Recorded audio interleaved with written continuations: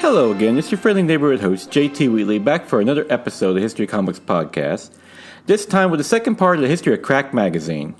When we last left off in the first episode, we dealt with the origins of Crack Magazine and how it ended up becoming a viable competitor to Mad Magazine, the one that was blatantly ripping off. And in this back half of its history, we're going to get to how Crack reached its largest heights ever, only to eventually fall. Big changes came to Crack when its chief financier, Bernie Brill, died in October of 1977, leading the magazine later being sold to Globe Communications, the publisher of the Globe tabloid magazine. Plus, the 1980s were also when the drug crack made its emergence, and crack was unfairly associated with it due to its name. Oh no, the 1980s would send crack into some uncharted territory. By this time, the black and white magazine trend had started to dry up, with Sick ending in 1980 and Crazy ending in 1983. This would benefit the Cracked, as many of their artists went over to them, such as Mike Rigolano, who created the Saboteurs and Investigators, later called Spies vs. Sabs, another blatant ripoff of the famous long-running Mad feature Spy vs. Spy. Overall, though, comics were turning from humor to grittier superhero fare. As a result, Crack would go in the other direction, cleaning up their content to appeal to younger audiences, essentially becoming the cleaned-up, kid-friendly version of Mad. This was apparently successful as the magazine's circulation reached 1.25 million, with Crack producing 9 issues a year plus 14 collector's editions and annuals. Larry Levin and Kenneth Barreto would later buy Crack from Bernie Brill's widow, leading to the formation of Larkin Communications. Their first job recruiting Paul Lakin, who returned to lead the magazine in 1985. Lakin had originally been working at Crazy, which he left to form his own Wacko, though that magazine only lasted for 3 issues. Returning to Cracked, he wanted to be more business-minded and even put his family to work on the magazine, with his son Aaron Larkin and his sister Eden Nora, who used her first and middle name as she was a Pulitzer Prize-winning author and investigative reporter for Newsday, joining him. While bringing in Lakin made sense considering his past tenure at Cracked and Crazy, many felt he had lost his passion from the previous runs and the lower rates didn't help. Plus, John Severin would stop working for Crack for a time.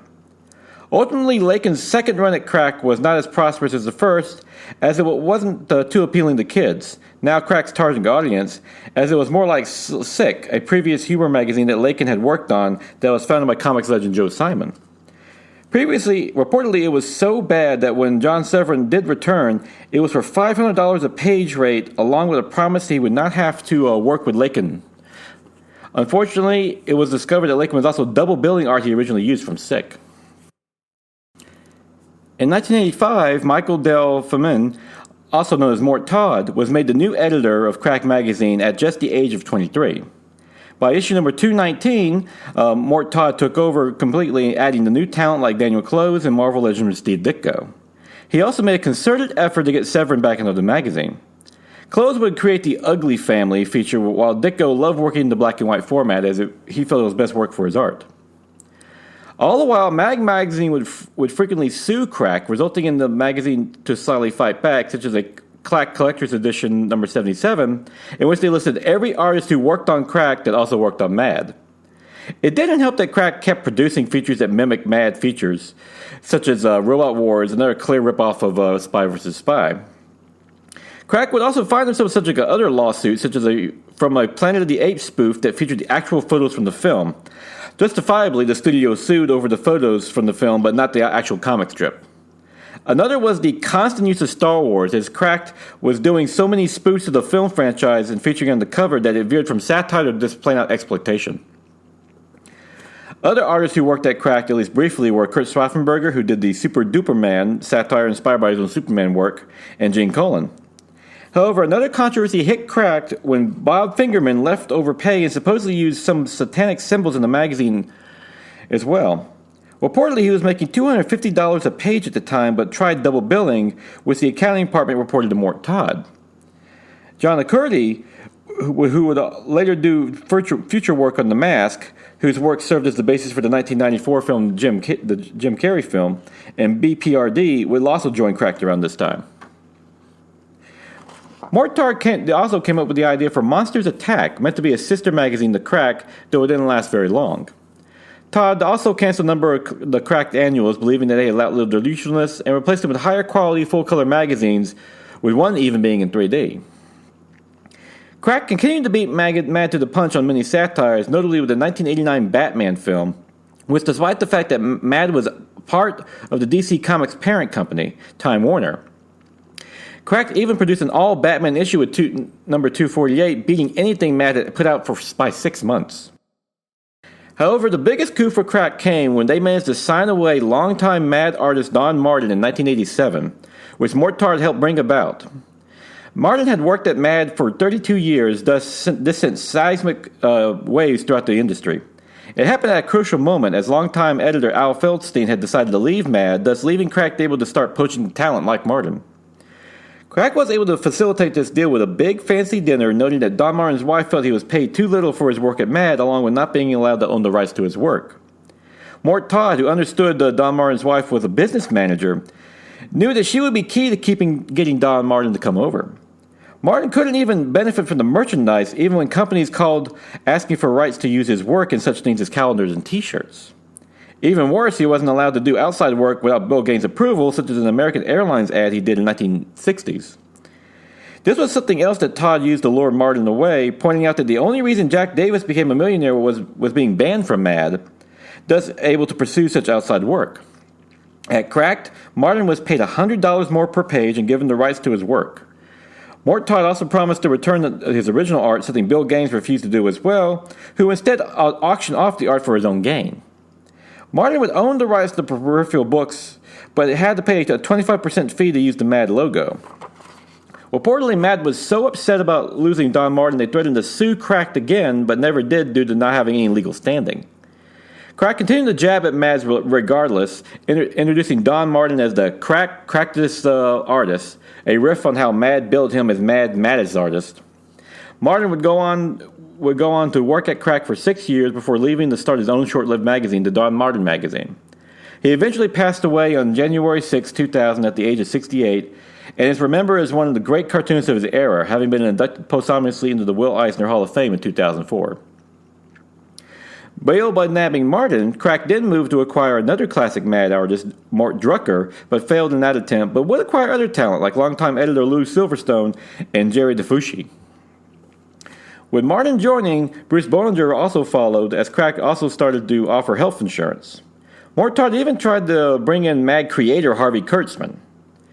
Don Martin would ultimately stay at Crack until 1993, with his last cover being in 1995. And when he passed away in 2000, a tribute was later given by Mike Rigoloni. Of note, Martin's deal was so good at Crack that they couldn't even reprint his work because he owned the rights to it. With the success of Don Martin hire, Crack next tried to lure Al Jaffe from Mad, but was unable to do so. Instead, they managed to bring on Andy Simmons as co-editor. Later, the previous mentioned Lou Silverstone would be made co-editor in 1990. He originally worked at Mad and Cracked at the same time, and when he went to Cracked offices, the receptionist even called him Alfred E. Newman, Mad's mascot.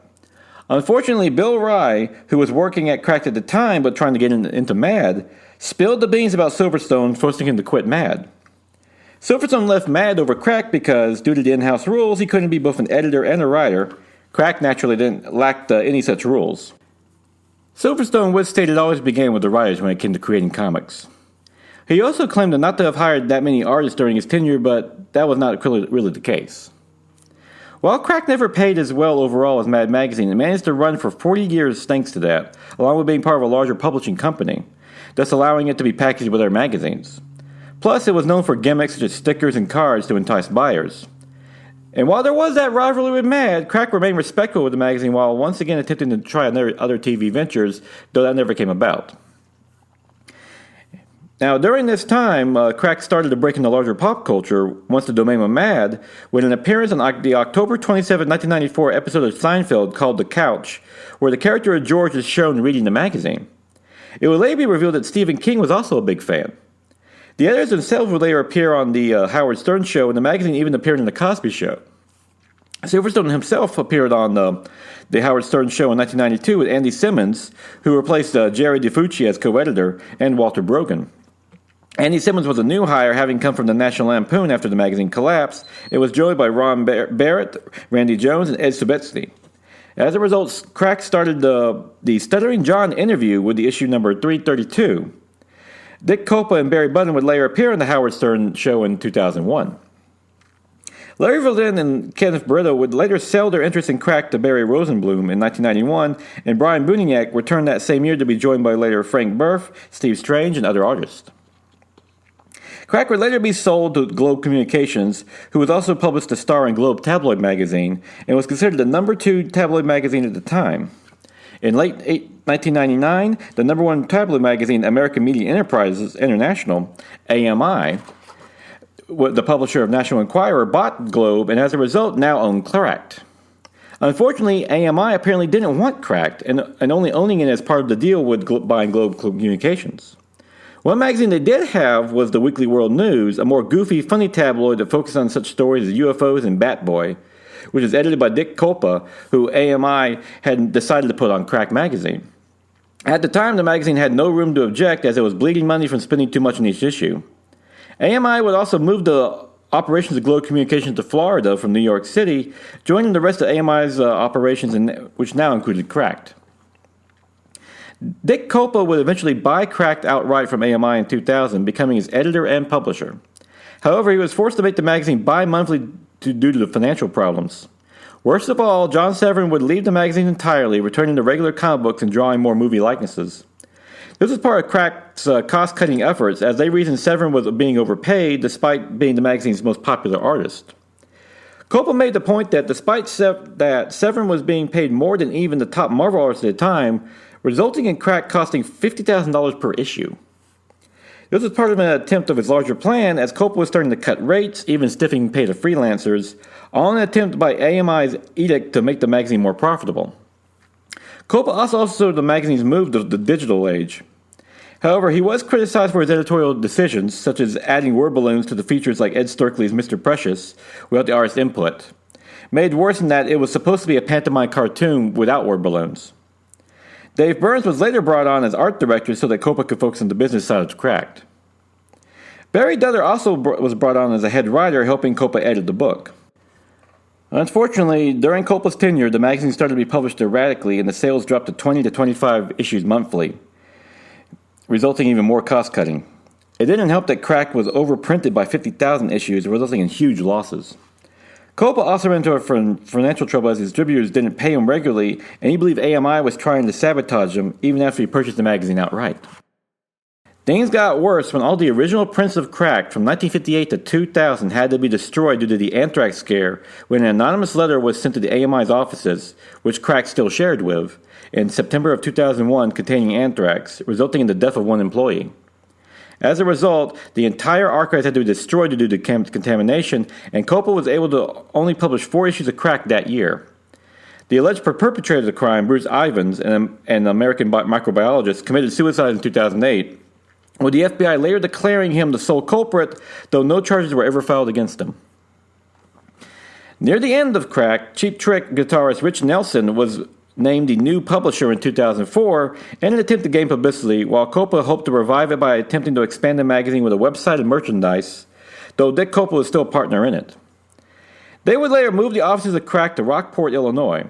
However, despite comic book conventions offering free space for Cracked, things didn't get any better, and Copa was forced to sell the magazine in 2005 to the Tesco Media Group. And this will essentially be the end of the Crack magazine as we know it, but it would live on in some form. On August 15, 2006, Crack was relaunched with actor-comedian Michael Ian Black serving as editor-in-chief. This came about when the magazine was acquired in 2005 by entrepreneur Multi Saran, who would serve as CEO after being named by the Tesco Group to do so. Neil Pollack was brought on as editor-at-large, and Mort Todd was even brought back to serve as contributing editor, but quickly left over low pay rates and the work-for-hire issues. In addition, he hated the direction the magazine was heading, no longer ripping off Mad, but now it's ripping off Maxim, the men's magazine.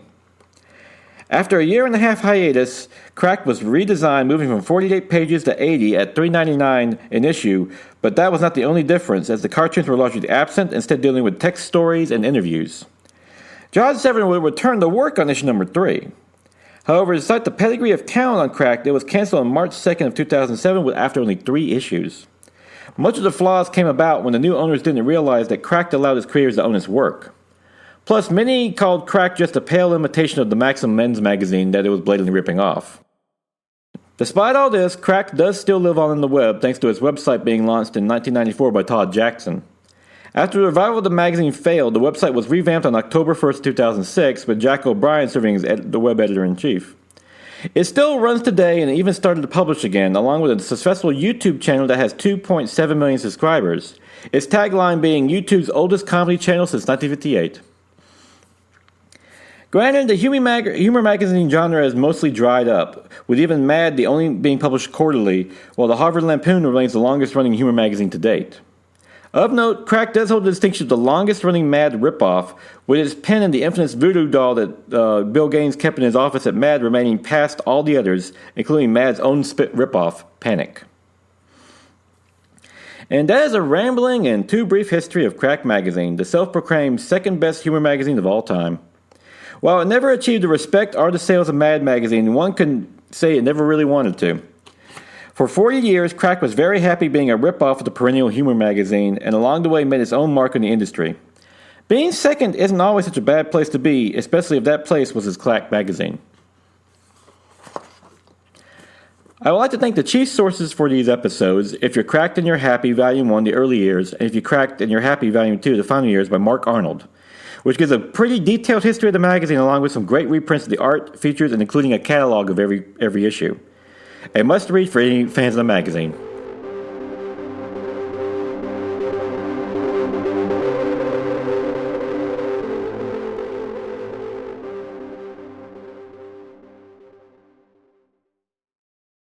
My name is Mark McCrae, I'm the author of The Best Saturdays of Our Lives. I'm Dan Klink, co-host of the Best Saturdays of Our Lives podcast. The Best Saturdays of Our Lives features programming trends from the 1966 television season all the way through the last hurrah of the early digital age of the 1990s. On the show, if it's animated, we talk about it. Order your signed copy today at tbsool.com. And listen to the podcast at esonetwork.com and all podcast platforms. And now it is August 10th, 2023. Time for the favorite comic of the week.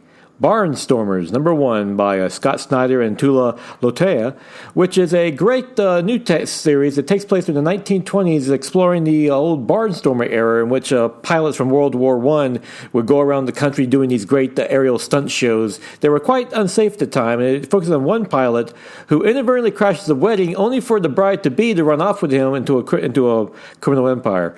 This is a really fun new series and some gorgeous art by Tula, and really, once again, Snyder doing a cool original take on the series, and yeah, has some dark undertones to it, but it'll also be a lot of fun. Evokes the great Rocketeer storytelling, so yeah, definitely you want to get something a little new and different. And technically, we're already at the number 2. I just finally picked up this issue, but I've been hearing such good things about it. But yeah, Barnstormers number 1. Go ahead and pick that one up, and then pick up number 2 because I have no doubt the second issue is just as good. But that is my comic book pick of the week.